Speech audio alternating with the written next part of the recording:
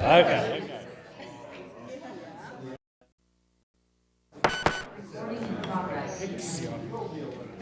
Good evening. I'll call to order the April 28th, 2025 General Forum meeting to order. Please rise as you're able and join me for the Pledge of Allegiance. I pledge allegiance to the flag of the United States of America and to the republic for which it stands, one nation, under God, indivisible, with liberty and justice for all. Thank you. You may be seated. Any members of the public here this evening? Actually, hold on. Before I get too far ahead, let me call on Mr. Binkley to call the roll. And then we'll go to public comment. Here. Mr. Hayes. Mr. Herndon. Here. Mr. COG. Here. Ms. Krishnan Kuti. Here. Mr. Myers. Present. Mr. Courtney. Here. Mr. Bernier. Here. Mr. Best. Here. Mr. Frank. Here. Ms. Mariner. Ms. Trainer. Here. Mr. Heller. Here. Mr. Patterson. Here. Ms. Stevens. Here. Ms. Strickland. Here. Mr. Thompson. Here. Mr. Beck. Ms. Hartle. Here. Ms. Perkins. Yep. Mr. Piper. Mr. Cervello. Mr. Hammeister. Yep. Mr. Hardin. Here. Mr. Lord. Here. Ms. Moriarty. Here. Mr. Wilson. Here. Mr. Abrams. Ms. Hychetsky. Mr. Magruder. Here. Ms. Robb. Here. Ms. Whitman. Here.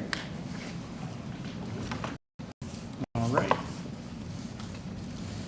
We're good to go. At this time, any public items not on the agenda? Start in the room, not seeing anyone online. Okay. There's no public comments. Did we have any new agenda items that anyone wanted to bring forward? Seeing none, tonight's consent agenda will consist of the approval of the minutes and the Code Board of Appeals appointments, reappointments. If nobody has any corrections to the minutes or wants to pull the second item, I would entertain a motion to approve the consent agenda. Is Morrison moved? Do we have a second? Yep. All right, got a motion by Mr. Patterson of Ferguson, seconded by Mr. Hammeister of Harris. All those in favor say aye. Aye. Any opposed say no. Motion passes. Next, we have Resolution 2025-3 recognizing Ted Onufrak for 35 years of leadership at the Center County Recycling and Refuse Authority. And the gentleman from Harris Township is recognized.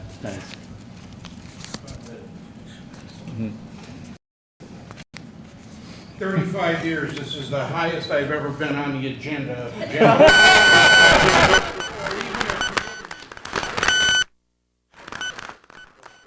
Did they tell you you have to stay all night?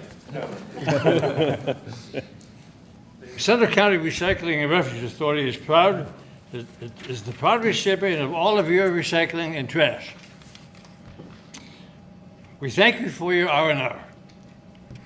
It gives me great pleasure to recognize our longest-serving Executive Director of CRRA, Ted Onufrak. Ted has been with our authority since 1990 and has brought our authority to a very high level of respect in recycling and refuse collection in Pennsylvania. We are considered a leader in the field, and it has been a pleasure to work with Ted for 11 years. At the end of May, he may retire, but he may not. Is that all it's been? 11 years since you've been on? 11, yeah. Wow. It'll get worse. Before I read the resolution, I want to mention two interesting items.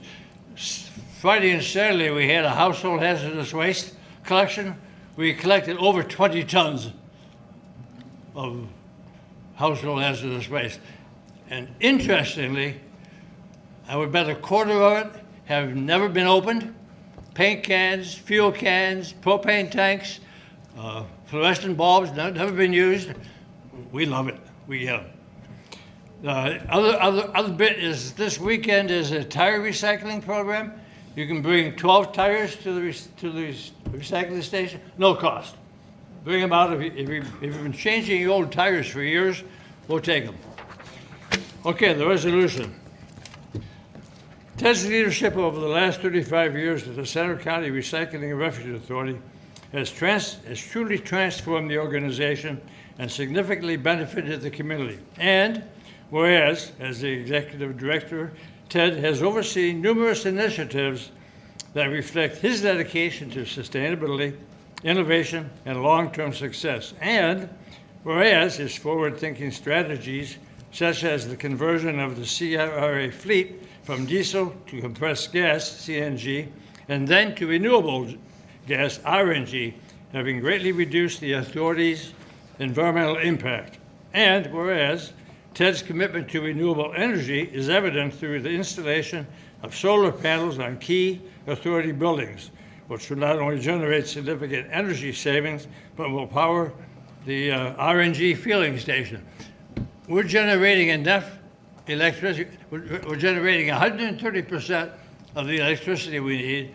We're selling 30% of it to the RNG station. Interesting relationship.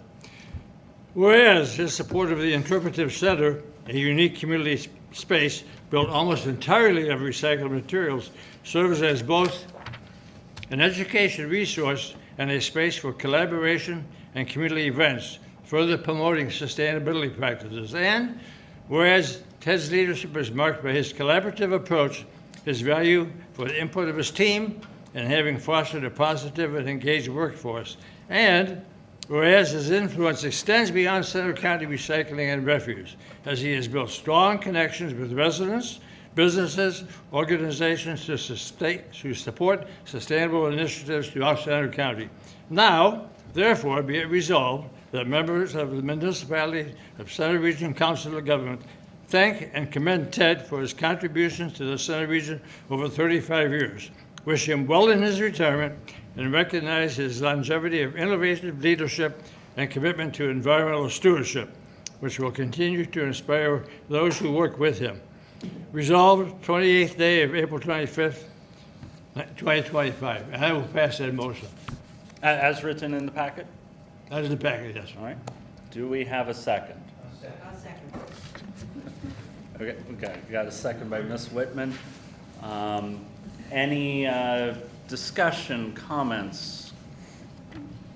You can make good comments or not so good comments. I'm still going to be here a couple months, so beware. Oh, yeah?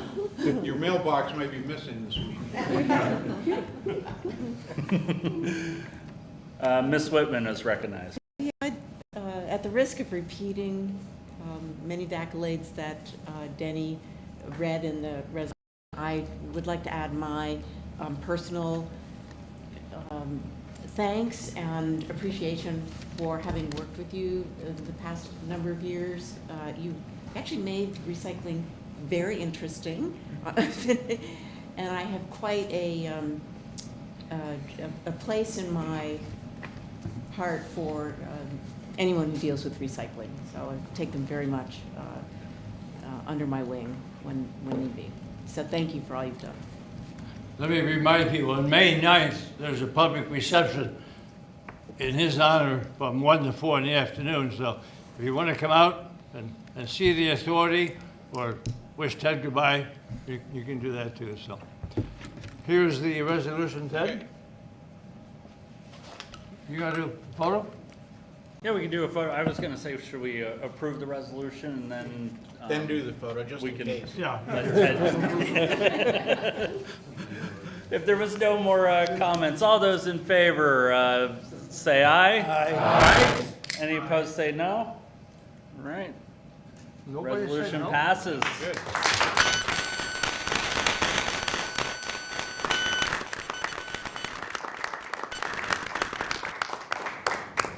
Thank you.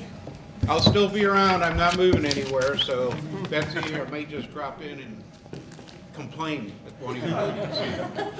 Thank you, Ted. Yep. Thank you. All right, Resolution 2025-4, designating May as Bike Month, and we will recognize the Senior Transportation Planner. Good evening, everyone. For those that don't know who I am, my name is Ann Messner. I am the bike ped planner for the Center Region as well as the MPO. And May is Bike Month, and so I know it's April, but we'd like to do these in advance of the month so we can be proactive in promoting our activities. And this coming month, we have quite a few items going on.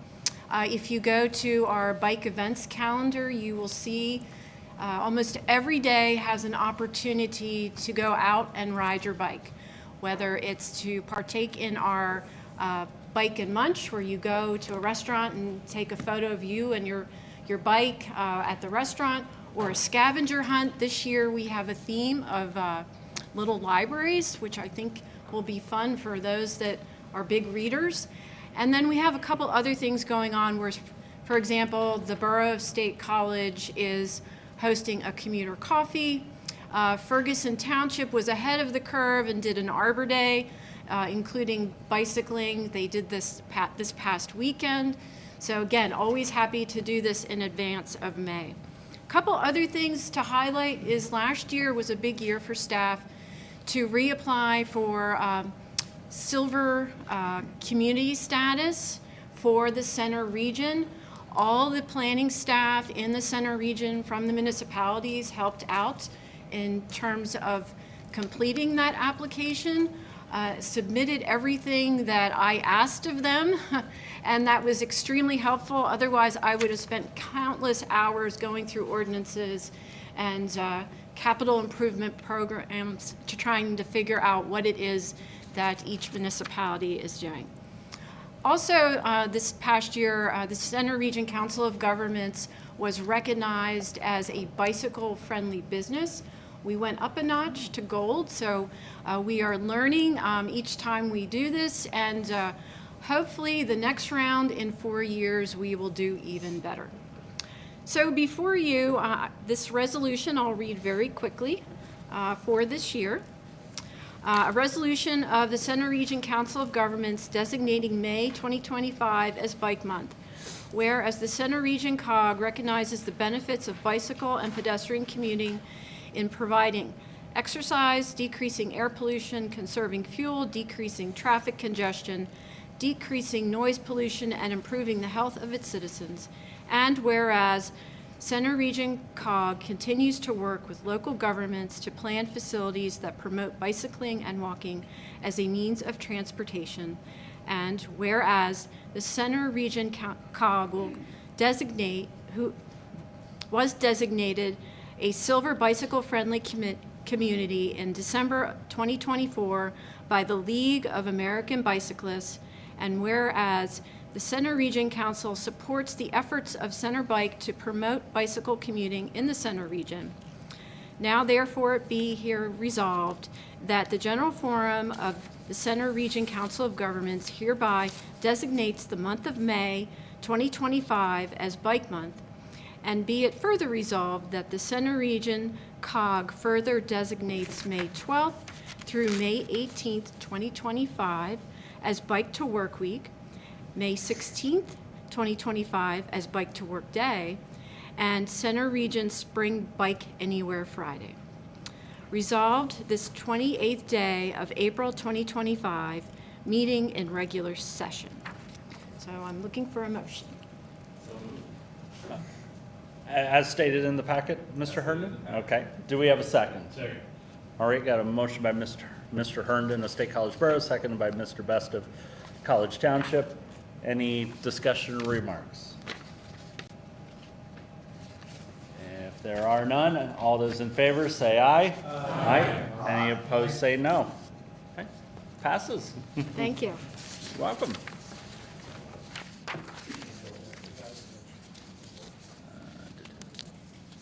Jumped ahead here. Next up, Safe Streets for All, SS4A, consultant selection. We will recognize the senior transportation planner for that as well. Hello, everyone, again. Last year in September, we were awarded from Safe Streets and Roads for All a grant that basically is to improve upon our draft safety action plan that we have for Center County. This is work that we are doing through the MPO, as well as part of the implementation for the active transportation plan that was adopted last year.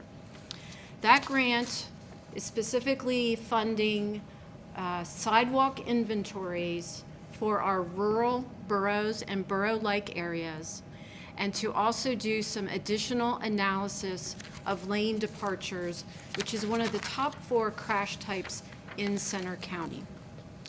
So as part of this process, we put together an RFQ that was advertised January 22nd of 2025. It closed March 7th of 2025.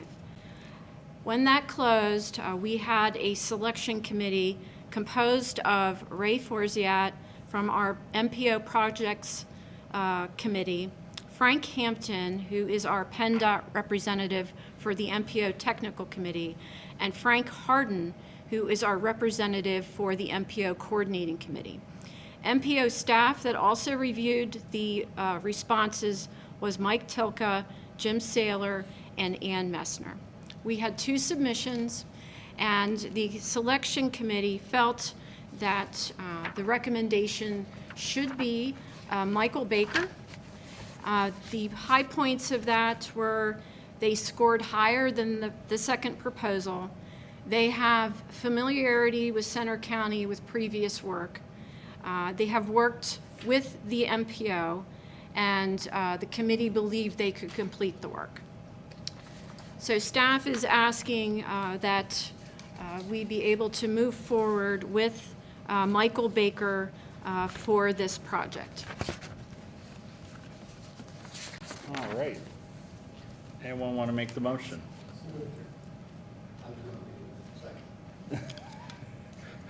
Okay. Mr. Portney, just to clarify the motion as stated in the packet. Okay, and then you're seconding. Okay, so we got a motion by Mr. Portney of State College Borough, second by Mr. Harden of Harris Township. Any discussion or questions? Yes, I will recognize Mr. Balachandran. I was just wondering, can you all hear me? Yes. Good. I'm wondering, it seems like such an interesting set of projects you have. I mean, is there any reason, is that pretty normal to only get 2 bids? Is that the usual process? So we typically have not had a regular cycle where we ask for these types of things. In consulting with some of the other planners in the region, it's actually somewhat typical not to get a lot of responses. Okay, so nothing out of the ordinary. With the No. Great, thank you. And we'll recognize Mr. Patterson. Yeah, I guess following up on that, he said the keyword bids, but this was an RFQ, which was Correct. really about qualifications of vendors that can do this type of work. Correct. And so there were 2 that felt they could do this work here in Center County. I guess, was there any thoughts around going to an RFP just to kind of see? I understand that somebody doesn't know Center County, but if they had kind of the same price point and we're putting, just in this, as I've seen in a lot of spaces now, there are vendors that will spend extra time, put more people on something to become familiar and at the same point or even a lower cost, just to keep their teams working. And so did we even ask that question of like, what would be your pricing for this type of work? So as part of this process, we do not have a price that is negotiated after acceptance of Michael Baker. So at this point in time, but we also have a set limit. So the grant award is basically our limit for this process. We cannot go over. We have to work with the dollars that we were given and have committed to. So we're going to get as much as we can from Michael Baker with the dollars that we have, Correct. which could be a little bit and could be a lot. I believe that Michael Baker is qualified to do this, and a lot is a relative term. I believe it will be a lot. Thank you. What other projects has Baker done for us? I've seen him in the region already. What has he performed? So Michael Baker actually has worked with the MPO specifically on the active transportation plan. We had that. They are currently assisting us with the long-range transportation plan.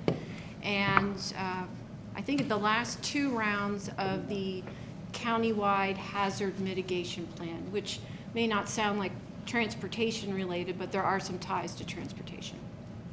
Thank you. Mr. Portney's recognized. Sorry about that. Mr. Haymeister was quick. No, it's okay. I love this, and I can look into the things, this project specifically. I used to serve on CCMPO, so we've talked before about this.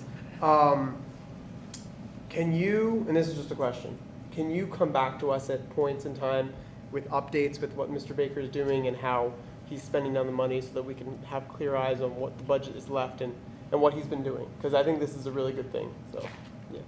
Sure, I would have to consult with people who are smarter than me on how to do that, but sure, I can do that. Thank you. Appreciate that. Any other questions or comments? Mr. Bernier is recognized. Thank you. Sorry, I couldn't find my raised hand button. I can tell you as the chair of the MPO, we had a discussion about what we were going to do if we didn't get any responses. The scope of the amount we were spending, the current consultant climate, was entirely possible we wouldn't get any responses. I can tell you I was more than happy, and any of those folks who were on the evaluation committee, to see that we got 2. And even more happy that Michael Baker was one of them. Our experience with Michael Baker at the MPO and going beyond my work at the MPO, both with CATA and with College Township and the COG, has been nothing short of outstanding. I'm very happy that they were responded, and I'm very confident in their abilities to perform and to do what we're asking them to do. Anyone else? I do just want to provide a clarifying comment here. I've heard a couple of people refer to Mr. Baker. Michael Baker International is a massive firm. They have 90 offices across the nation. I don't believe Mr. Baker has been around in quite some time. This is a significant firm that will be doing this work. This is not a small operation. I've worked with them for years in the past and have a lot of faith in the work that they can do. So when we were talking about Mr. Baker, we were referring to the representatives and the staff of Michael Baker. I don't think so. I can tell you that that's not the only company that probably gets that. So it's Michael Baker there. Any other comments?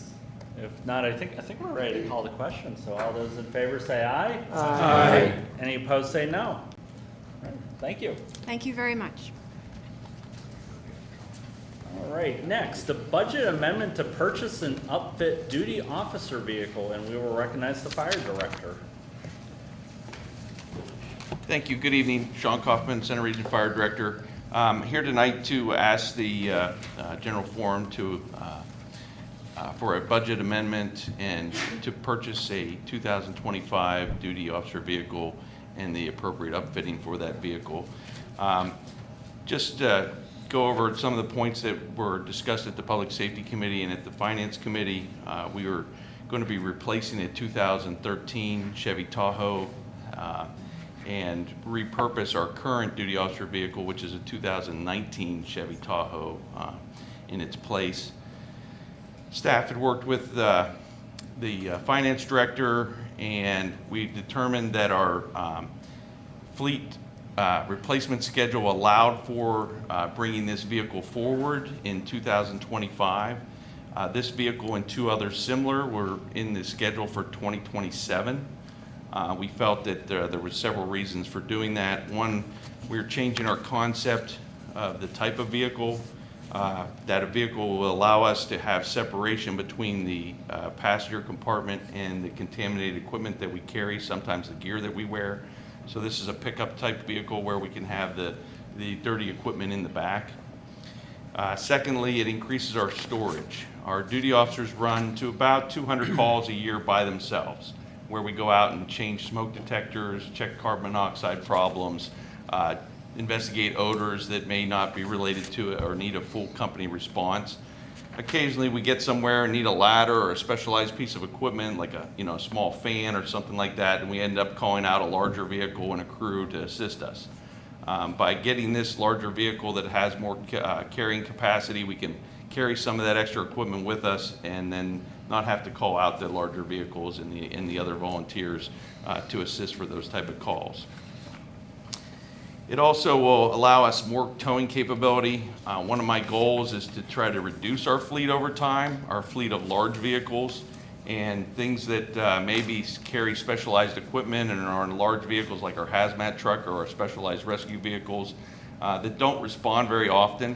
We can get the equipment out of those vehicles, get them into pods, put them in trailers, and if we have vehicles more vehicles capable of towing, that we don't have to have the larger vehicles in our fleet. They're very costly over time to replace, and a tire on a pickup truck is a lot cheaper than a tire on a very large fire apparatus type vehicle. So my goal is to try to reduce that fleet of larger vehicles over time and have more multi-purpose vehicles that we're using on a more regular basis. It also will allow us to stagger that purchase of these vehicles. It's very hard sometimes to get vehicles, let alone to get them upfitted. The 2027 plan for purchasing vehicles had 3 in 1 year. That might have been difficult to do. Knowing that we'd have the money available and staggering them over the next 3 years will help us with that. And then again, when replacement comes due and repurposement comes due later on, it'll stagger that throughout the years. And then the last factor that we kind of brought into play just in the last few months is the unknown cost of vehicles. Next year, federal tariffs could possibly come into play and raise the cost of the vehicle. So I asked for the cost of the vehicle when we took delivery of our Jeep Gladiator that we were getting upfitted into a brush type vehicle this year. The person that we deal with from Laurel Fleet gave us the price, and we wanted to try to act on that. So we brought it forward this year, and it allows us to kind of hopefully get ahead of that. No guarantees. We could order this vehicle next week and they could tell us it's not available anymore or the price is more, and I'll be coming back to this group and asking that question of what are we going to do. But just to kind of highlight the last point is that this is not new money. I'm not asking the general forum to approve new money. This is money that you've already appropriated in the capital plan for purchasing these vehicles. We're just moving it up in the schedule because we determined that the fund balance is there and allow us to do that. We're also purchasing a large engine pumper this year, and this still will allow us to do that with that amount of money that's available and still provide for the funds that are needed for the large rescue vehicle next year and a second vehicle if we get that approved next year. So basically, we're just playing out our strategic plan for purchasing vehicles and bringing this one forward because the fund balance allows it to happen. Is there any questions for me? Ms. Whitman's recognized. Yes, first of all, thank you for being proactive, given the uncertainty that's happening at the federal level. I really appreciate that and recognize the foresight that's needed for that. Second, you mentioned that there's no way of knowing whether the vehicle that you're requesting is going to be available. If it's not available, could you find a comparable one? Or could you make a payment and have that price locked in? Again, looking at the uncertainty of tariff. Yeah, so situation. we'll make whatever steps, when we order this vehicle tomorrow, Okay. let's say, Yeah. if we get approval, we'll know at that point in time. Okay. The price is good for this cycle, which ends June 1st, so we think we're ahead of it. But like I said, in today's market, sometimes we just don't know. Yeah. If you recall back to COVID, vehicle purchases were being canceled. you know, there was really long extended wait times, and I'm just concerned that that could happen. I'm just putting it out there. I'm hoping that tomorrow when I call and say, hey, we're going to order this, that, you know, they don't give me bad news. Yeah, very smart. But you know, we're dealing with government, and we're a little bit slow in the process, right? I can't just get a price and buy it. So we've been a month, or longer than a month, about a month and a half with this price, and I'm just hoping that when we go for it, we have it. Good. Sounds good. Ms. Stevens is recognized. I'm just curious about the term upfitting. What goes into upfitting a vehicle? Yeah, so the vehicle gets sent to, one of our upfitters is in Annville, PA. They take the vehicle, they put the emergency lights on it, the striping. This particular one will have a cargo bed, what they call a pull-out bed, so that you can actually reach everything inside the bed. It pulls it out so that when you're standing in the back, you can reach the stuff in the front. It has kind of a utility cap that has some storage on the side, those type of things. Any electrical systems that we need to be modified, that's what the upfitter does. And then I didn't pull up a presentation, but if you want to see it, I can show you a vehicle very similar that's on the 911 rapid response site. But that's the type of vehicle. I think I showed that at public safety, what the vehicle would look like. All right, going online, we'll recognize Mr. Balachandri.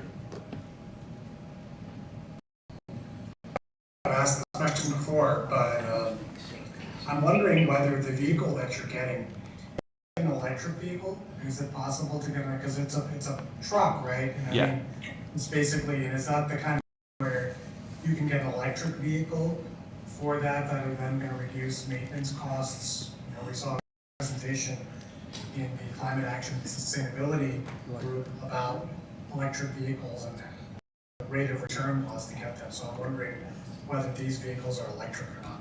Right, so this particular vehicle is not electric, and actually that question was asked by one of your fellow council persons from State College today, and I did spend some time researching it. The current electric vehicle that's available is a Chevy EV.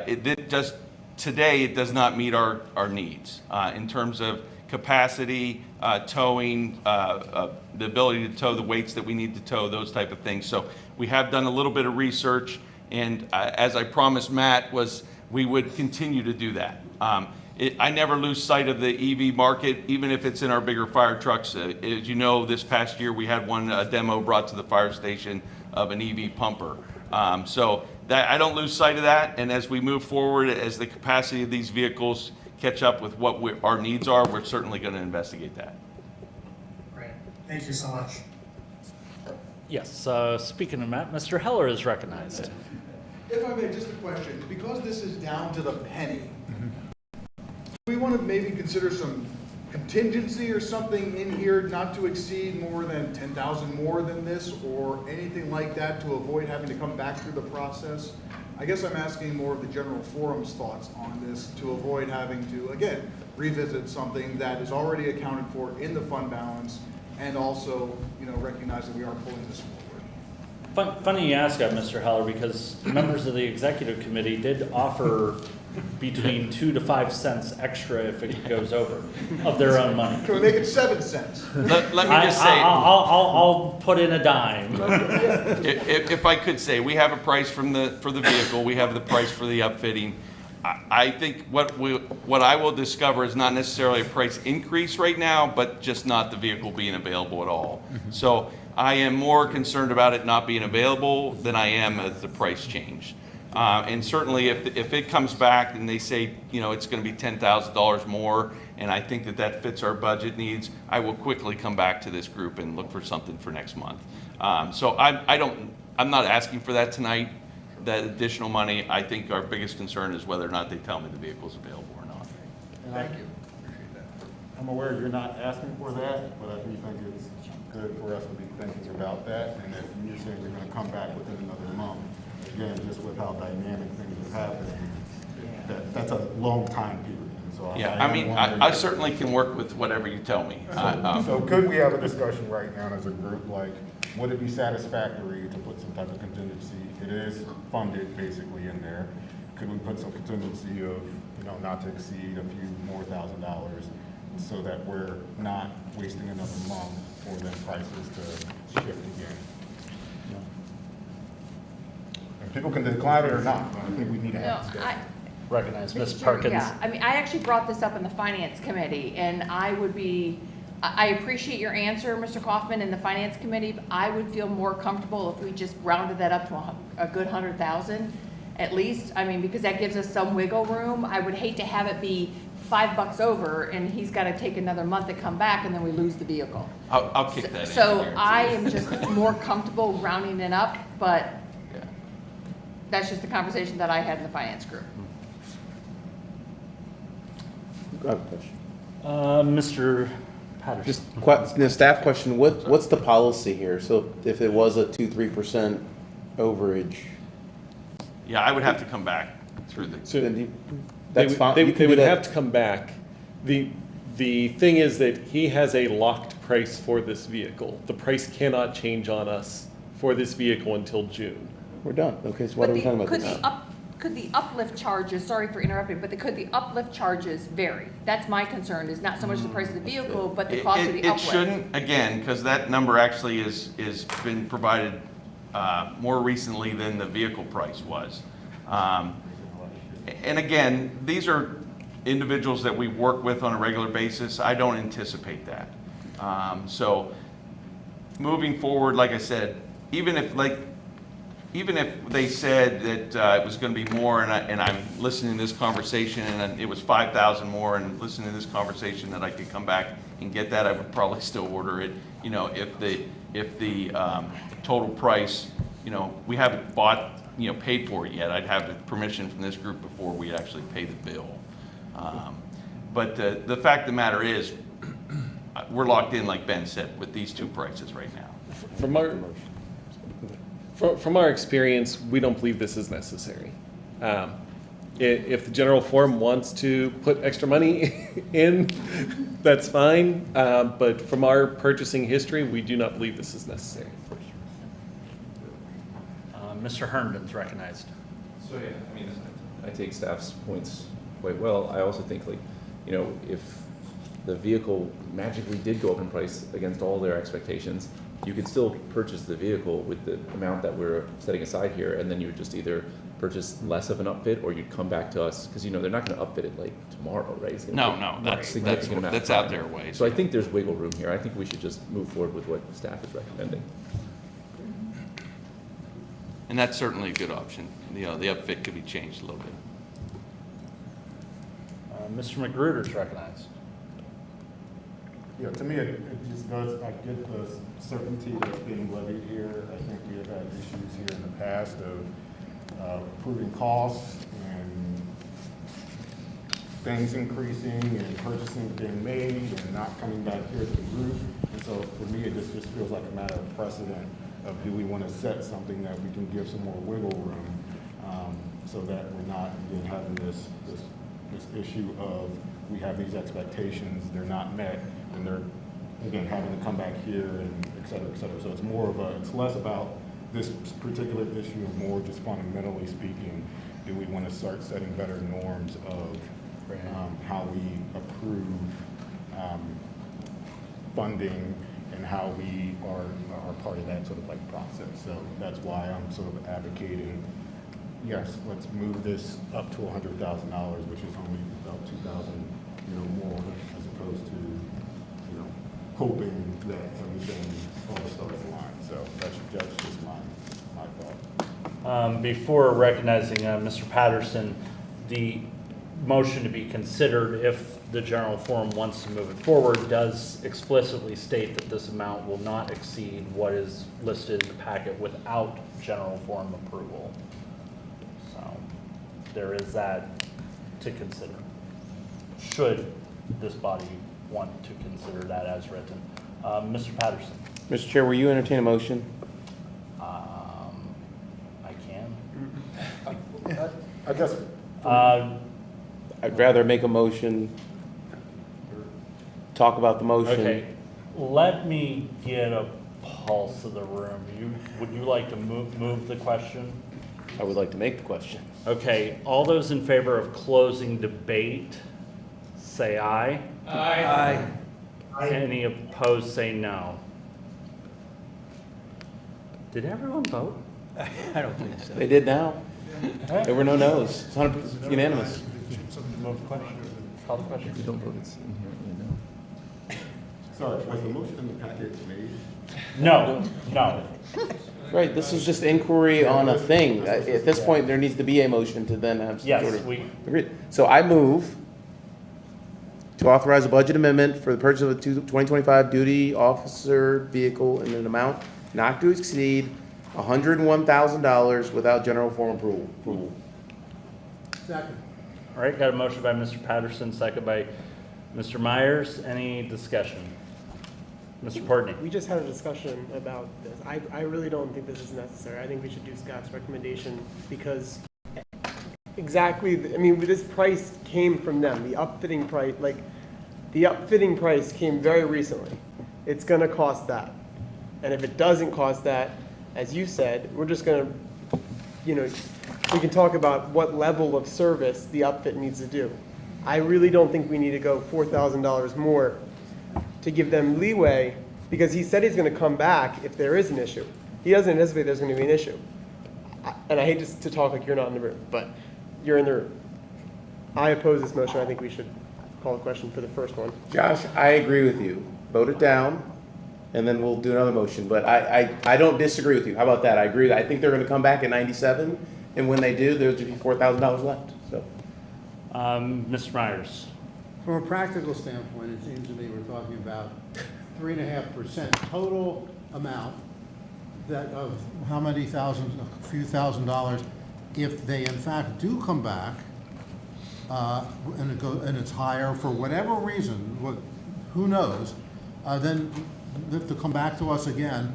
It'll wind up costing COG and all of our time way more than the amount of money that we're talking about. We're not saying to Sean, spend the extra money. We're saying you can't, if you have the leeway to negotiate this if in fact that's what happens. And it seems to me that's what we should do. We should show faith in our staff, the ability for them to do the most efficient and most cost-effective thing. I realize that they want to quote everything down to the last penny, but things do occur.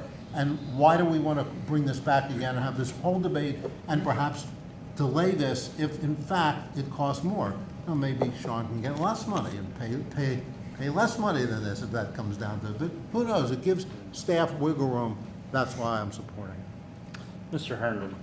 I think Mr. Ruder made a good point around precedent here, and Mr. Myers also made some great points on, maybe it won't affect this one, but I think it's good practice going forward because it does cost a whole bunch to bring it back and bring it back and bring it back. So I think this actually sounds good after hearing those points, so thank you. Ms. Whitman? Given the thoughtful discussion that we've just had, I do hope that the information that is discussed in the community is sufficiently reflects that this has been done for efficiency, and this is not a careless or whimsical vote on the part of COG to spend an extra $400,000. That is not what we are doing. 4,000. I'm sorry, $4,000. 4,000, we have a little more time. I was going to get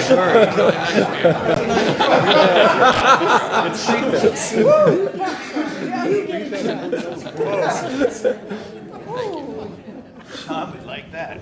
Everyone started sweating. I just felt we needed a little levity. But I do caution members of this body and people listening that this is a decision made to be efficient and to make the time and energy that is put forth by our staff be appreciated and, as I said, efficient. And it is not a move that is a careless, sort of agreeing to money that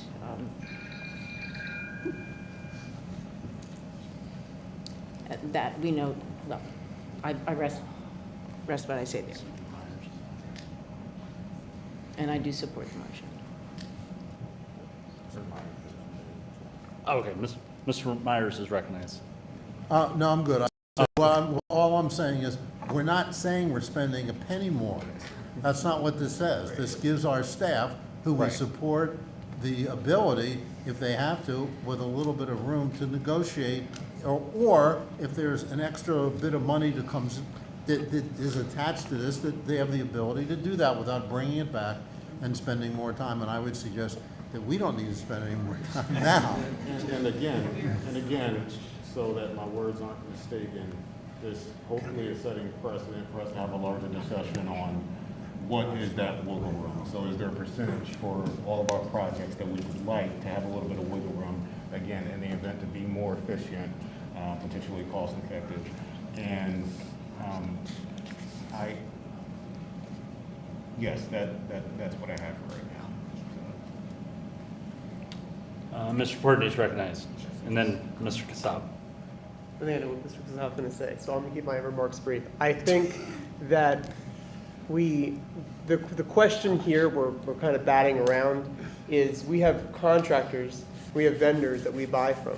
If they give us a price, we should expect that that price is the price that we're going to get. They have said to us within the last, what, I'm going to say 2 weeks. I don't, is that probably? No, longer than that, but yeah. That this is what the upfit's going to cost, this is what the vehicle's going to cost. I'd like to have faith in our vendors that when they say it's X, it's X.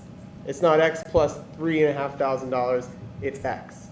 So I'm going to vote no on this motion, and I encourage people who'd like to have faith that our staff is being told the straight truth, that this is what's going to cost.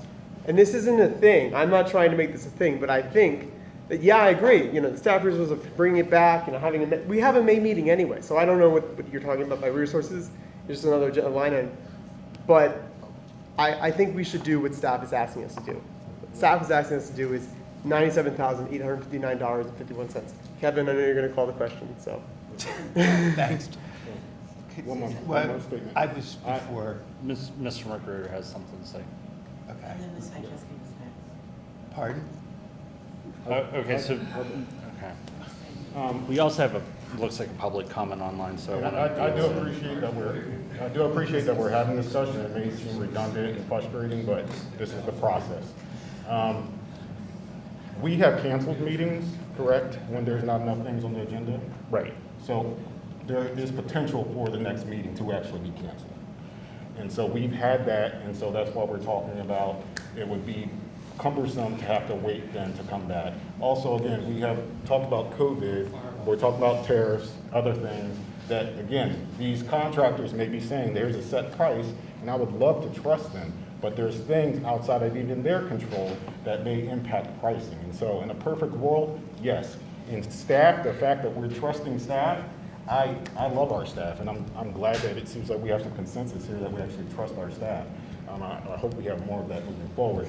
But again, like, I understand your concerns, Mr. Portney, but again, I do think it's not as simple as let's just trust the numbers as is, knowing that there's other contextual factors that could be at play.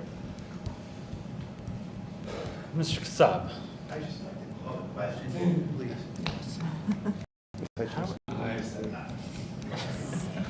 How do I go about that? Because Ms. Hychesky would like to speak, and then it does appear we have a public.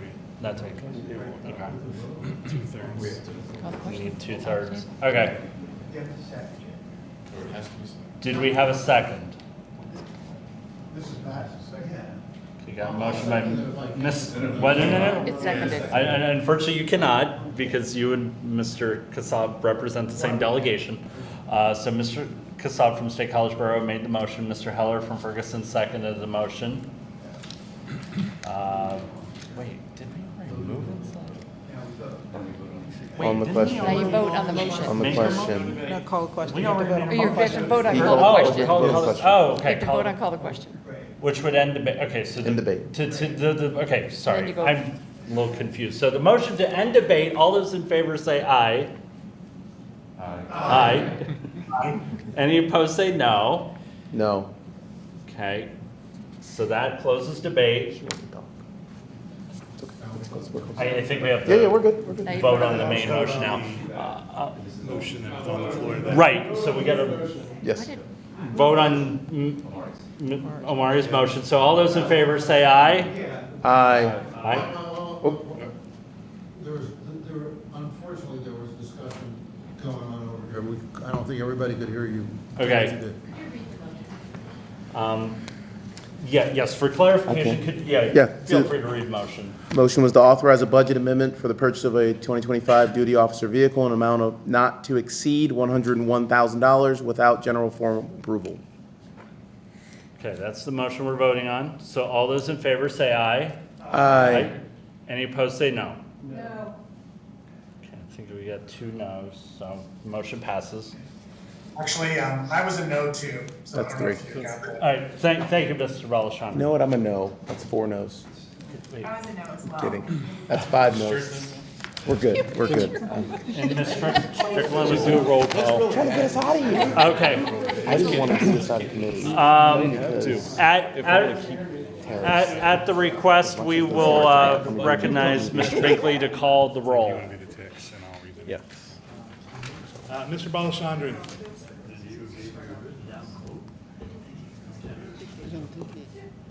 Mr. Balachandran?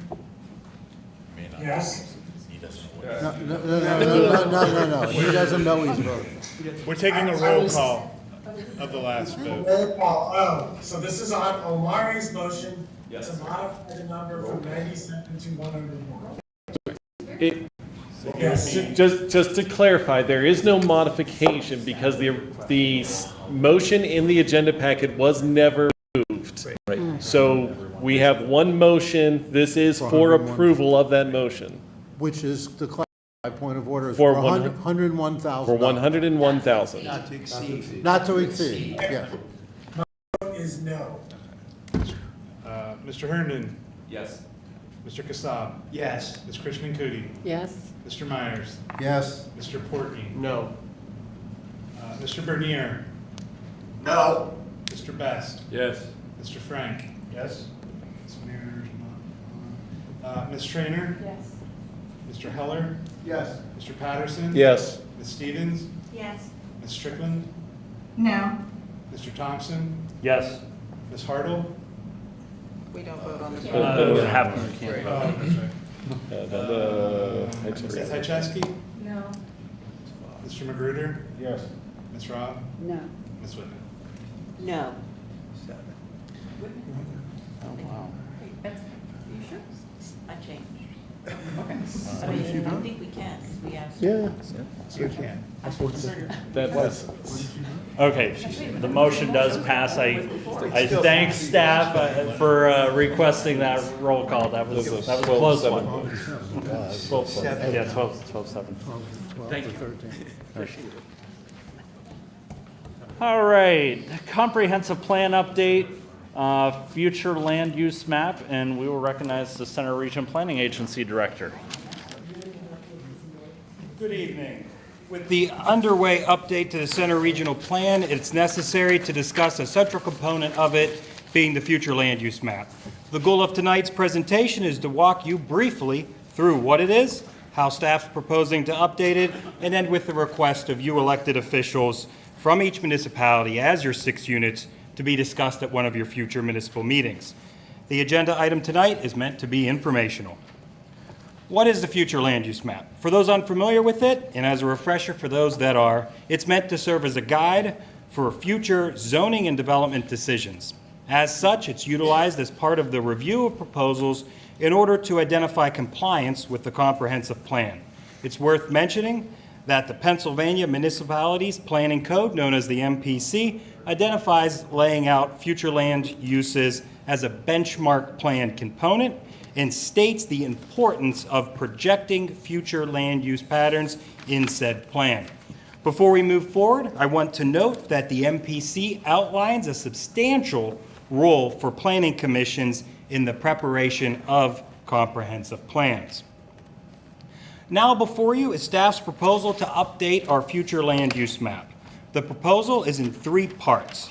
The first part discusses the existing map with focus groups and launches an electronic mapping tool for the public. These efforts will gather feedback on where Those groups feel that growth should go, including infill, also where it could be, what areas should be maintained as is, and where changes to the current designation should occur by those parties.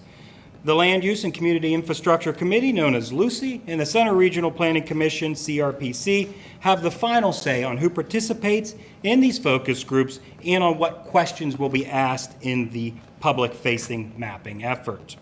The second part, we'll use what staff is calling the public discussion draft, formed by input provided in the first part and from additional analysis.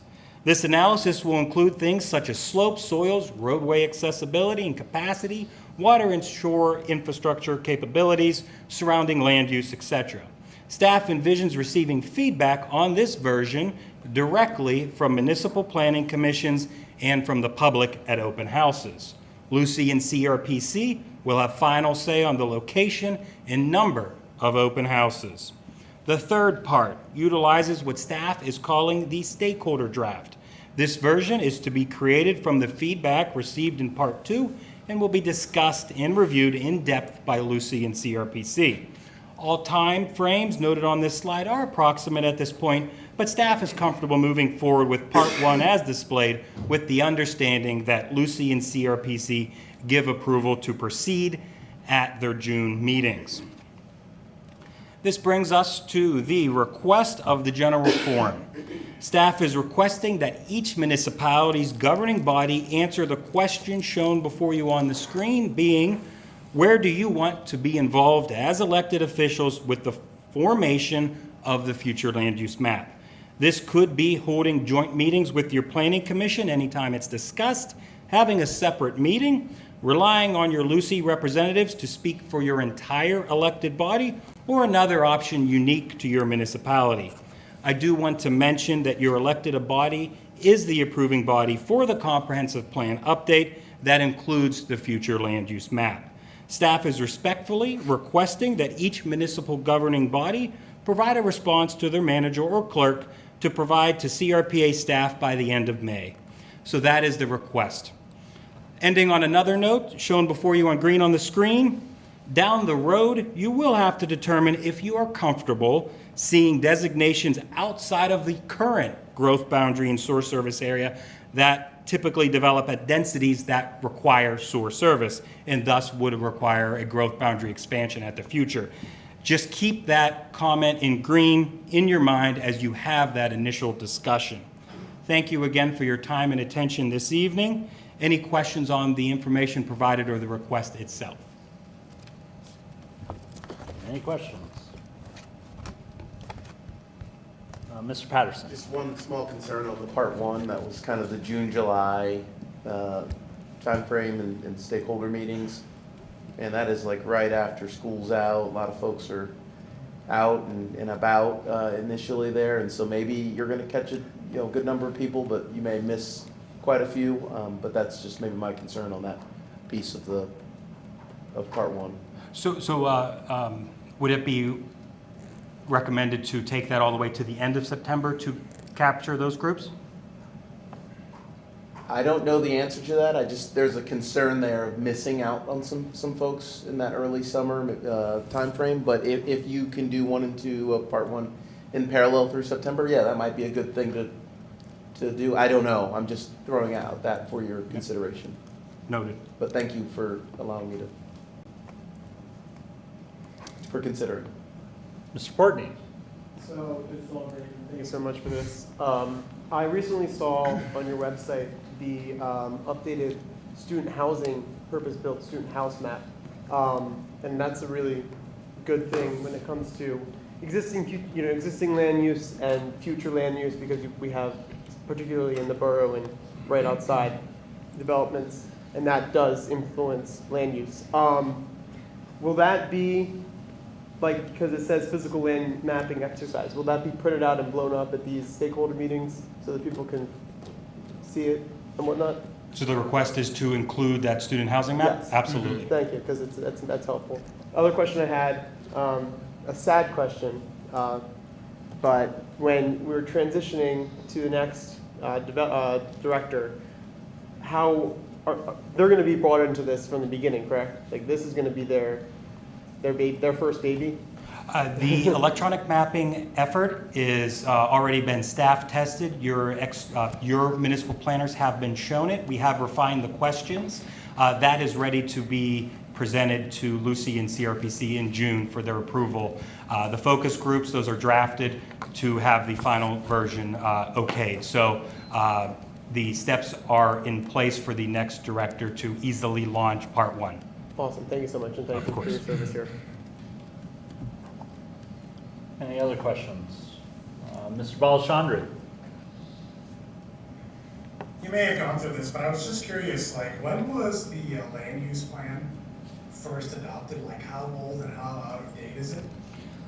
The existing plan was adopted in 2013, and a lot of those outreach efforts and other analysis that went into that plan were conducted between 2011 to 2013. It's advised that municipalities update their plan every 10 years. It's required that counties update every 10 years. Okay, great, thank you. Of course. Anyone else? Mr. Heller. Yeah, if I may, I guess my question is, what comes after this? What's the big picture? We have a map, we have this idea of what we might want. Maybe the map shows that we want to turn this whole region into beachfront property, making that up. But if a scenario like that presents itself, what do we do with that next? Yes, so that is that thick line in between part one and part two. If somebody said, let's develop 16 high-rises around Stormstown, our analysis going into part two would be Good luck. yeah, exactly. Number one, there isn't municipal palatability for that decision. There's not the infrastructure. It's not cost feasible. That would probably go over some prime agricultural soils. There might be slope issues. Right. So a lot of that, just because there's a group of people that wants to see something, doesn't mean it'll make it to part two if it's not palatable for, it doesn't make it through that analysis period. But there may be some items that are brought to the table that could go either way, which would then be those items presented to those groups as part of part two. Thank you for that. So essentially, Yes. we're teeing up future conversations by starting with the map. Yes, sir. And this presentation tonight is meant to be really narrowly focused on that future land use map. We envision at that open house that there'd also be discussions on policy. You know, if we're going to add more housing units, which ones are you most interested in and where? There'll be other aspects of that nature. Okay, great, thank you. Of course. Any other questions? Ms. Christian-Cuddy. I was wondering, could you explain a bit more about how you're developing the focus groups? I know you touched on it a bit. Yes. As part of the stakeholder outreach that went into the initial phases, we had over, 35 meetings with a variety of different groups. So one of those groups was about 8 local real estate agents. Instead of holding all 35 of those again, because we did gather great feedback, we might bring in 1 real estate agent, 1 developer, 1 engineer, 1 environmental group spokesperson to those focus groups to kind of feel out the palatability of some of those other items. Again, Lucy and CRPC have requested to see who's participating in those, but we do want to be representative of a variety of groups that have already provided input, knowing we can't hit the plethora of attendees we've had at earlier sessions. So, a follow-up. Are there voices that have not been included that you wish were somehow at the table? I mean, I don't have a clear picture of who was at the table and who was missing. I'm just wondering. Yeah, to answer your question directly, I know I was, and I believe others were disappointed that we didn't have greater student input. Since then, staff has made efforts to develop relationships with further groups. As part of one of those relationships we've built, the School of Public Policy has mentioned that they will partner with us to have an open house, and they'll guarantee that they can provide a number of students at that meeting. So that, they have different programs in undergrad and graduate. Luckily, those are people interested in policy, and maybe they'll throw in a sweetener like a lunch or something like that. So we are hopeful that we can have greater student input. And again, we would look for Lucy and CRPC to point out any deficiencies we've seen, but before that list makes it to the elected officials, we'll vet that through your planning, your planners and our planning staff. Of course. Mr. Heller is recognized. If I may, back to Mr. Patterson's observation on the start date, I might even recommend that maybe it starts a little bit later. When we see this ending with, you know, Lucy and CRPC, et cetera, in November, what if we shifted that to end in maybe March of next year, when things are a little bit slower and we're not in the middle of, you know, budget season in September and October, things get hectic, and then holidays. Is there maybe an advantage of pushing a little bit? I will leave that up to Lucy, CRPC, and the executive director. My charge when I got here was to keep this moving forward. So I'll leave that up to you all if it's to be pushed back further. Any other questions? I'll say if not, this was just informational. Thank Mr. Telka for his presentation and remarks. So.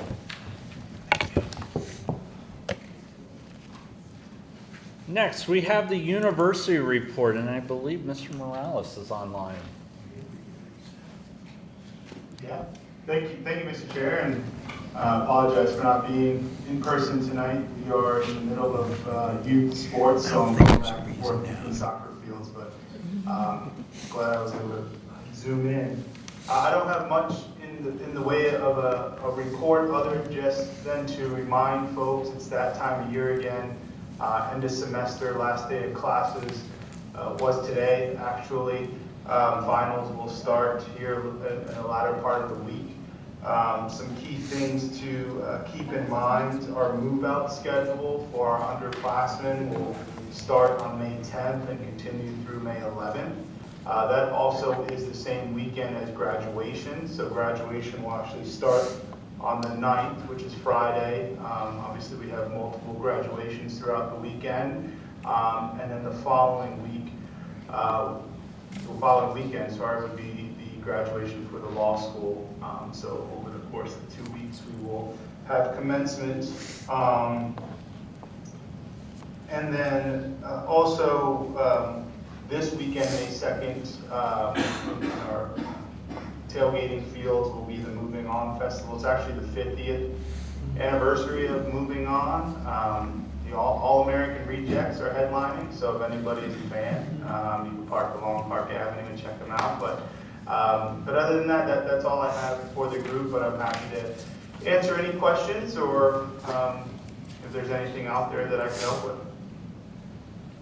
I think Mr. Evans and I will be able to hear the Moving On Festival from our own homes. So we'll be able to... Sorry about that. Yeah, it's okay. Any questions? Mr. Heller? Yeah, if I may, more of a public service announcement. Moving out is not the time to go bicycling downtown. So I know earlier we heard that May is, bike month, et cetera, we'll say. So still want to be a little bit thoughtful about riding your bicycle downtown while students and others are moving out. Speaking from experience. Be safe out there. Yes. Any other questions? Mr. Patterson? Mr. Morales, I'm not sure if you were fully on, or maybe you were in a soccer game just a second ago, but Mr. Telka was mentioning that he was getting like student engagement for this kind of comp plan stuff, and so maybe you guys can work together on maybe getting a larger outside of the public policy group of folks together across the university. That might be a good tie-in in a place where you can help, sir. Yeah, 100%. I am all for that. In fact, we already started conversations. I've got a group together that consists of Amy Farkas, as well as some of our professors in public policy in the School of Liberal Arts, to potentially even host a local government day in the fall that would bring awareness to local government and types of jobs and And so really exciting. Right now it's very, very early stages of planning. We're trying to figure out the right time. And just for reference, the School of Liberal Arts has a government week, but they never showcase local government. So we made a push to have them do that this year, and hopefully, we can make that happen. So that is in the works. But yes, an open invitation for anybody out there who would like to collaborate or needs an introduction or someone to speak with about student engagement. Please don't hesitate to reach out. Great, thank you. Any other questions? Mr. Kassab. Hey, Julian, I wasn't going to ask it, but because I think I know the answer, but I know it's on everybody's mind, is Penn State's decision to drop the, I might say it wrong, individuals under the age of 19, and that came about because of legislation. Pardon? Penn State Health. Penn You said State. Penn State. Oh, sorry, Penn State Health, sorry. Do you know anything about that? I don't have any information past kind of what has been released in the news release, Kevin.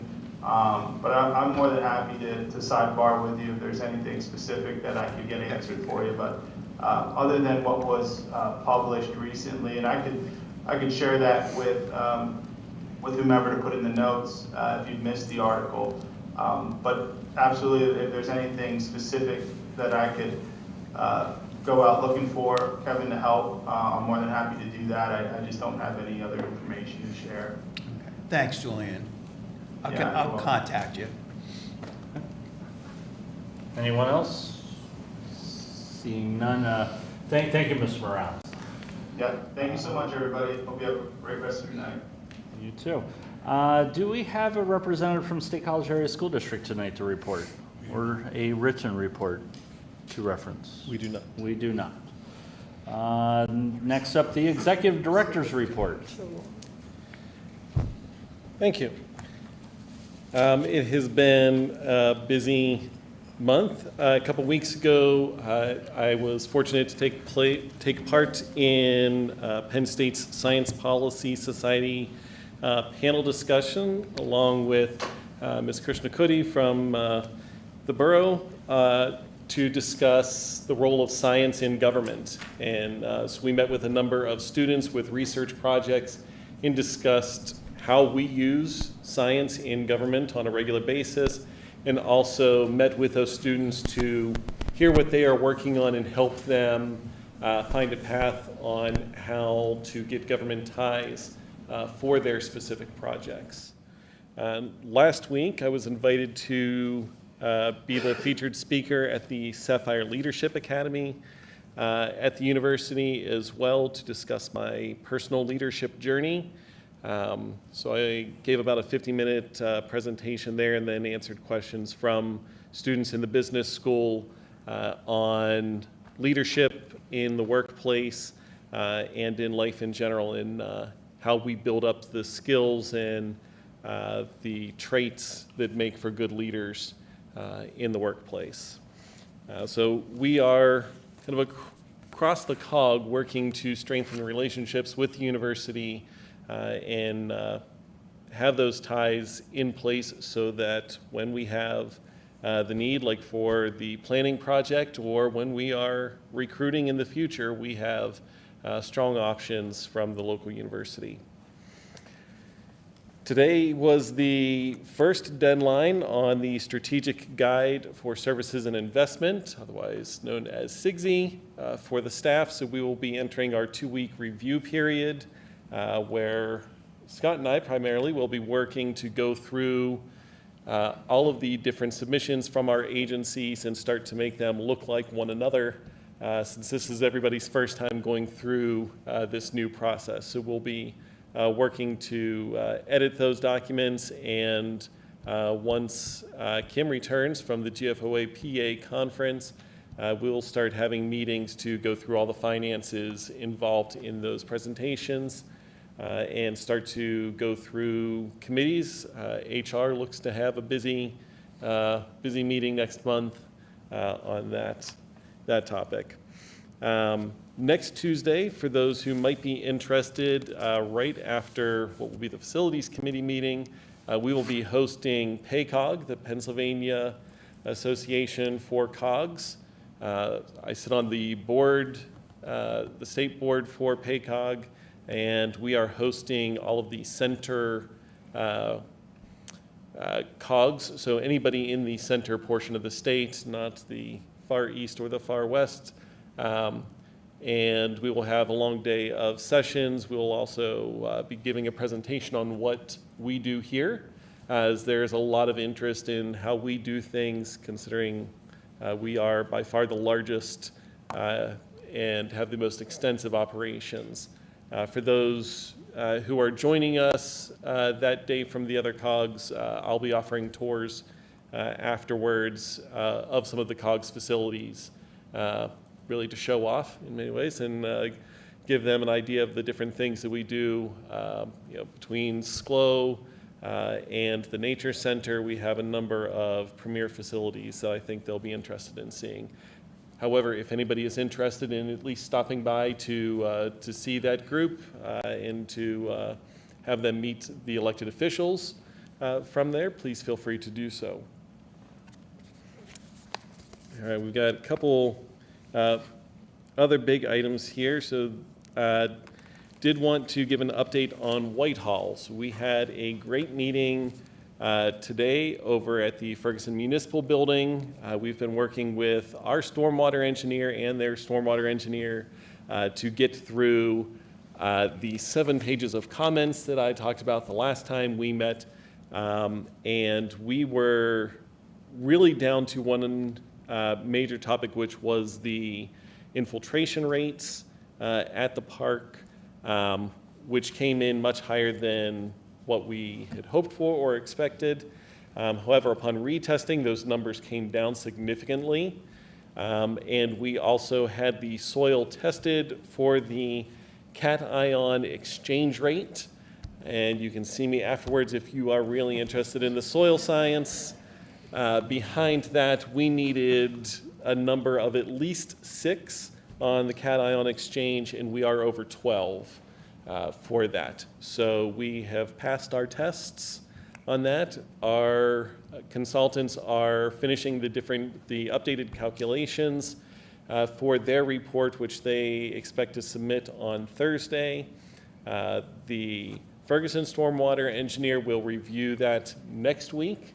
And as long as everything comes out as we hope it does, it will then move on for the final signature of approval on the Ferguson side before coming over to the code office for the very final signature to allow us to open the park. This close. Yes? Mr. Patterson has a question. How many comments on those 7 pages impacted a child playing on the swing set? None. This is a stormwater report. I get it. I'm asking that on purpose. Yep. Yep. So like, and how many months has the stormwater thing been? I'm getting more and more inquiries, like a lot more now. Like, how can we get past this? Like before tomorrow. Tomorrow's not possible, but unless I don't want to speak too early until the actual updated report is filed for inspection. However, we should be just a few weeks away. Mr. Hardin. Yeah, I want a hard day. I'm tired of this every other day. I can provide. And here's what I will say. I heard that, well, it'll go to here, then it'll come back to here, then it'll go to there. This room's nice and big. Let's get them all in this room, set everybody down, get your signatures, get it completed, get that park open. Those fields are in better shape than fields I played on when I was a kid. Let's get them open. Let's get that thing moving. This is ridiculous. Stormwater, how many times that flooded over there? Looks like it's on a hill to me. I mean, let's just get the damn thing open. Excuse my language. But let's get everybody in the same room, get it signed, get it done, open it. So that is exactly We've what been we messing did. with this for 15 years now. It's time to get it open. That is exactly what we did. We got everybody into the room together. Centrise and I worked together to get Get 'em their all back- engineers, get 'em all my back into the engineers, final signatures her are done. staff members.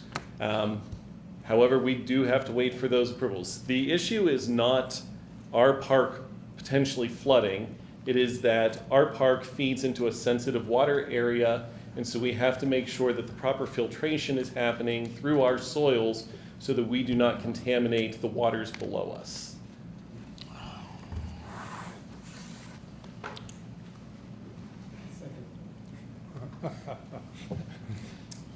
I'll be quiet all of a sudden. Does anyone have anything else? Not I think Ben has some more One to share. more, one more item here. We'll do this in two parts. First, we want to thank Mike Tilka for his service to the COG. As everybody should be aware by now, Mike has submitted his resignation as he has been hired as the new municipal manager for Adams Township in Western Pennsylvania. So we wish him the best on his new role. And with that, as I mentioned on Friday, I am promoting from within and would like to, with the consent of the members of the executive committee, who I've already spoken to, introduce Pam Adams as our new agency director. Pam brings a great deal of trust amongst the staff and the elected officials I've spoken to. She brings a lot of stability to the role. And with this, we are taking a look at regional planning as a whole. I've certainly heard from a good number of our elected officials about regional planning, and sustainability still remains extremely important. However, we recognize that the municipal planning staffs have taken on a larger role. So for the moment, we will not be replacing the 2 empty full-time positions within the agency, and we will use this as an opportunity to examine operations. We will bring on a consultant to help us get through the rest of the comprehensive plan. But this is an opportunity for all of us to look at what we really want from regional planning. And this is another opportunity if we can still provide the necessary services to save some money for our municipalities. So please bear with us as we work through this, but this is a much easier option than finding out in a year that we have too much staff and we have to go through a layoff process. So right now we will work through, examine this together, and make sure that you are still receiving the best services possible. But for the moment, just wanted to recognize Pam.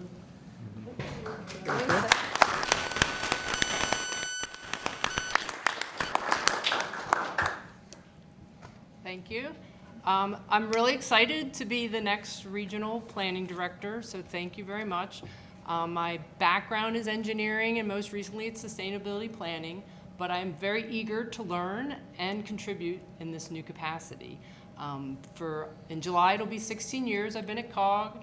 I've had new roles, new projects, things that I didn't know about, so I feel I'm capable in this role of working with all of the staff as well as all of you.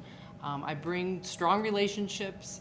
I really like consensus building and bringing people together, and my approach, technical and logical approach to problem solving, I think is an asset to this agency that I can really help us figure out what we're all doing. I'm thrilled to be part of a great team at the agency. There's a lot of skill there, and I look forward to collaborating with all of you, so thank you.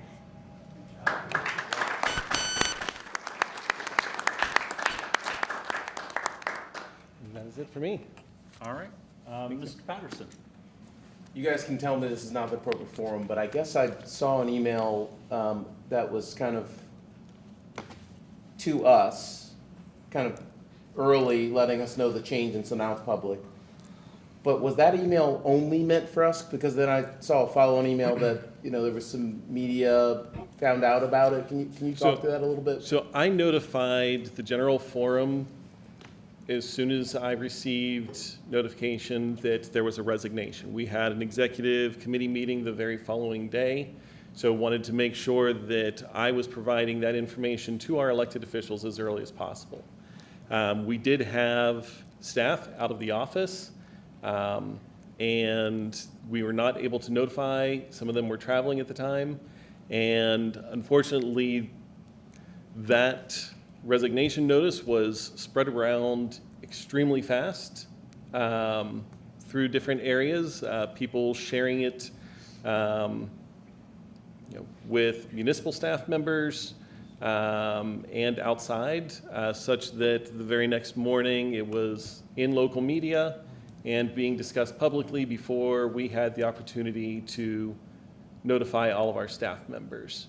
Which is, I sent the email on Friday stating that I will change how we do notifications and let people know that these things are, when you have a personnel issue like that, it is sensitive. We're trying to keep you as informed as possible, as early as possible, but there are still sensitivities that we deal with when it comes to personnel. Had this been an isolated incident, I might not have worded it as strongly, but I know that when I was hired here in executive session, it made it on the radio the very next day. And some of my staff in Dormont found out about me leaving because they had Google alerts set up on my name and discovered that I was leaving there because somebody released that information early as well. My team at the borough, for my elected officials, were working with COG staff to develop a joint press release so that everybody could notify at once and do the appropriate recognitions. And that ended up being a moot point because that information was again released early. I apologize. And somebody help me out here.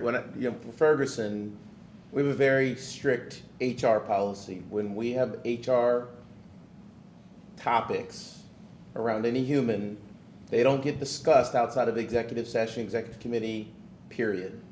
And so are you saying that there is someone, or persons, and maybe that's my thing. I got your email, cool, got it, squirreled away, it's on my email, we're done. Are you saying that there are individuals, or maybe it's a question of the COG, are there COG entities that don't have the same HR policies, and maybe that's why it's happening, or can you help me understand that? My guess is that you likely do not share the same policies across the municipalities, so this might not be the same practice everywhere. But to move forward, that's why I sent the email on Friday to state that I will change kind of how I do notifications to make sure we are treating staff appropriately in these cases. Okay.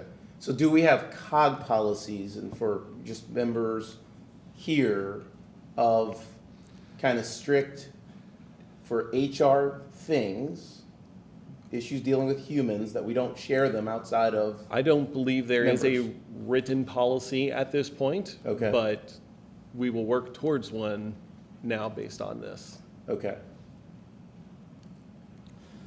Mr. Myers. I'd like to pick up on, continue the thread Mr. Patterson was talking about. I'm looking at the email that was sent out. It doesn't specifically say that this should be held confidential. At the same time, I agree 100% with what he said about when you start talking about personnel matters. That's why we go into executive sessions, even with all of COG, to talk about those things. And certainly State College does that, as I think just about every other municipality, but it's not specifically stated. So what I would recommend, first of all, each one of us needs to use a little bit of the procedures that we have in our brains about how we conduct ourselves, and not do that until it's announced. And in fact, Ben's email does say that he doesn't have the details, and will be informing us within a few days. So that would say right there, we don't know. But I would ask that we do establish, not go through a long process, because I know Frank wouldn't like that, but not go through a long process to state this policy You know, when you come across something that is maybe not stated clearly, you don't have to wait and go through a long thing to set aside every specific instance, but you know it's not right, and we should codify it and say what it is, and then we can move on to the next thing. So I would ask that we look into that sooner than later, because the next thing could happen tomorrow, or maybe not, but you never know. Thank you all. Okay. Anyone? Yeah, Yes, Mr. Ringer. I don't really, and again, I don't want to belabor this, and I'm aware that this wasn't an isolated event, as you were mentioning. And I know I was talking with someone, and they had mentioned some people need that sort of protection and confidentiality because they're getting away from a very harmful and dangerous situation. And I myself have been in situations, know personally, of individuals needing to leave, needing individuals to have discretion about a person's employment status because of threat to themselves, potentially, right? And so I do appreciate that we're talking about this now and trying to codify something to have people be a little bit more protected, as well as the staff to not be sort of like caught off guard. And I think as I read that email, I was also thinking about additional information that I hear outside in the media sphere, and I get that we all have a right to freedom of speech, and it's important for us to have transparency and going out and talking, and sometimes I wonder about what the intention is around sharing certain types of information and sharing certain types of information in the way that we do. To me, and I don't want to get on a high horse or sound self-righteous, but sometimes to me it feels like it's not necessarily to the benefit of this entity. It's not necessarily to the benefit of our constituencies. Oftentimes it may just be about us. And so for me, you know, I sort of like wonder about then sort of our ethics and values, and I then went and did a Google search as we were sitting here now. And if we can entertain me for a second, I know people want to get out of here. I have a small baby at home. My wife didn't want me to come here, and I understood like why I'm here, for a purpose and trying to do good work for our citizens. But also I think we have a responsibility for the members here, even though I don't always agree. And I'm aware that we're here unified for a particular cause, as well as for our staff. And so I did look up sort of like values, and I think this situation that you pointed out, sort of like, as I hold them up to some of the values that the COG has. One, P, it's the values of partnership. P, we focus on serving the public in all that we do, not ourselves. R, we respect each other in all the communities within our, in all of those within our communities, and the leadership provided by the Center Region elected officials, and the work to earn their respect, T, transparency is essential to forging and sustaining trust with our residents, customers, and elected officials. H, trust is a critical element in all of our relationships. We pledge that honesty and integrity will guide every transaction and decision we make to earn and retain that trust. And then to the last point, getting to the goals. Goal 2, maximize high quality public services. Objective 2.3, develop a continuous improvement model guided by the COG to consistently evaluate whether services are being delivered in the highest quality possible given any realistic limitations. And to me, that objective 2.3 stuck out, really because again, I understand maybe the rationale of individuals getting information out there to provide transparency and to provide better government. And for me, I see that we have this particular space to be able to get things out, to debate things, to come to better solutions, to continuously improve.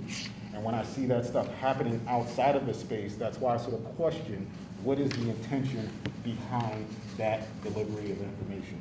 And so for me, I'm hopeful that as we move forward, we can come back as a body and actually start debating things in here, good faith effort, so that we can start developing more trust, honesty, and transparency, because these actions which again are not isolated, for me it sort of makes my blood boil because I think about what's happening in a larger sphere and the corruption and all the other crap that's happening.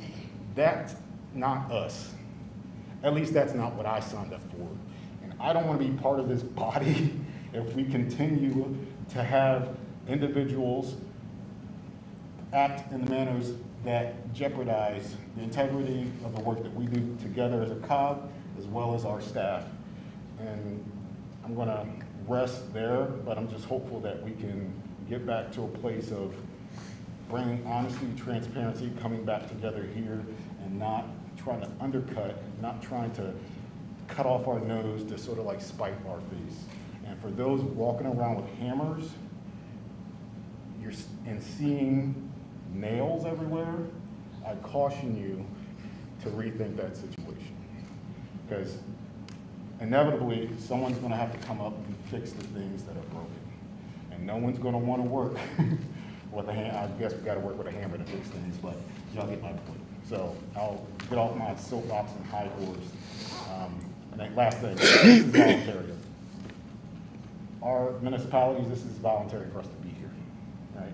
And so I just wanted to say that, and I'm sorry for what you went through, what other staff have gone through, and anything that I can do to be helpful in helping instill trust again if there has been trust broken between elected officials.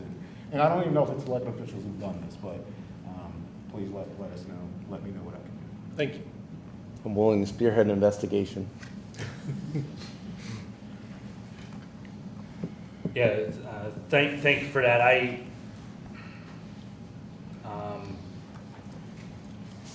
can imagine this was a rather awkward situation for both you as well as Mike, having to explain to your employees after the fact about Mike's departure.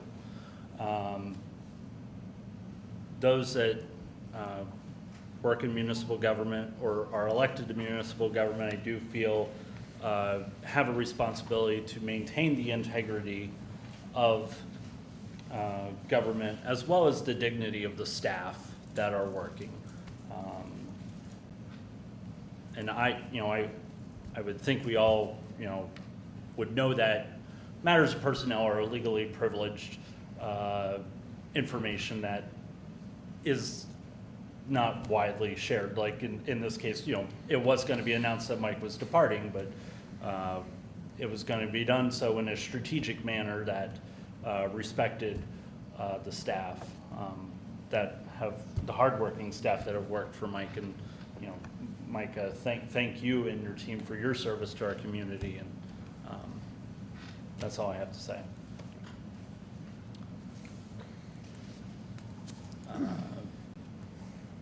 So that was executive director's report. Any agency directors have any reports? Yes, come on up, Ms. Collins.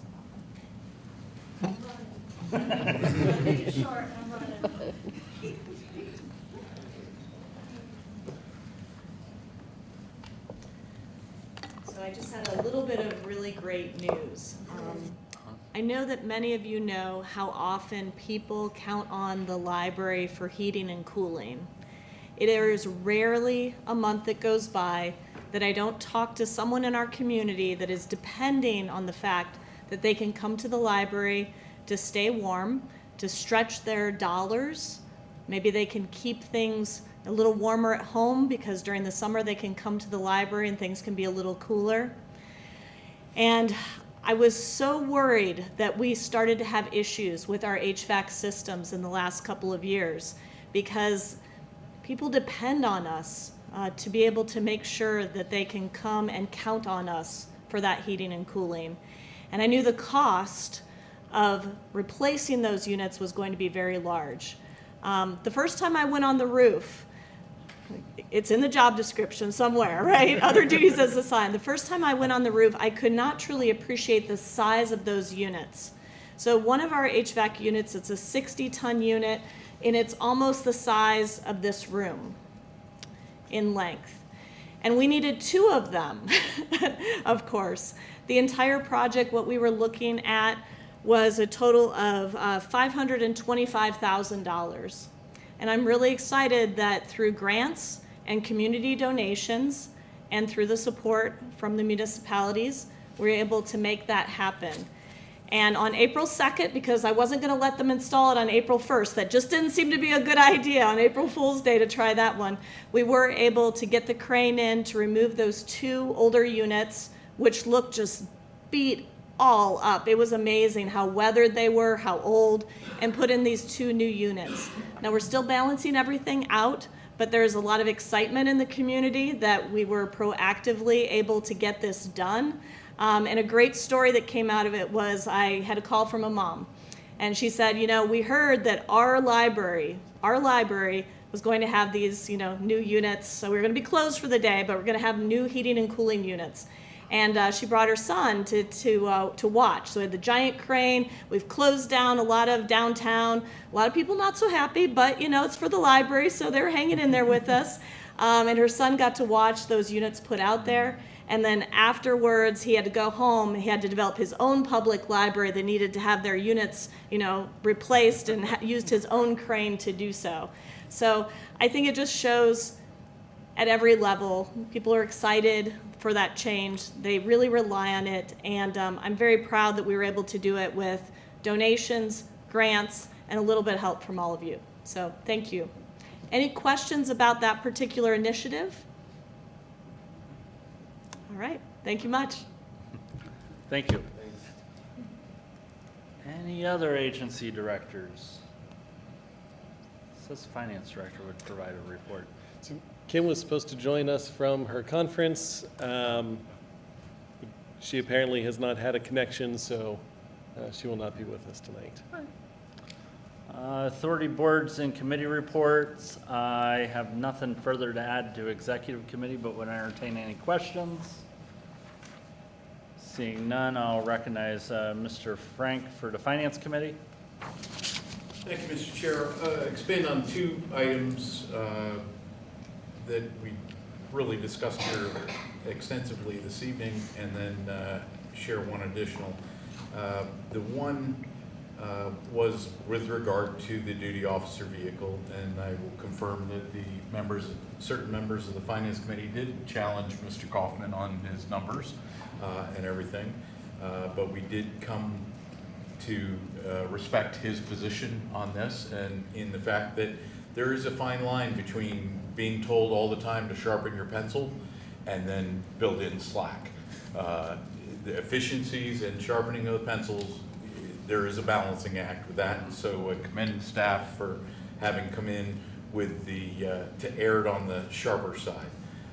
The second thing, for any COG finance vets, to include managers and finance directors, we did have an auspicious debut of our discussion of a COG fund balance policy. There was not confetti, but we did, there was some tears for a couple members, and we look forward to biting a little of that off every month and bringing something back to the general forum that can be approved by the members. Finally, the last item was to please make sure that you review the budget timeline that has been published by the Finance Committee and staff. One note, we did modify some September dates out of respect for Rosh Hashanah, and so there are little small adjustments there, but mostly we're on the schedule that was originally posted last month. Pending any questions, Mr. Chair. Seeing any.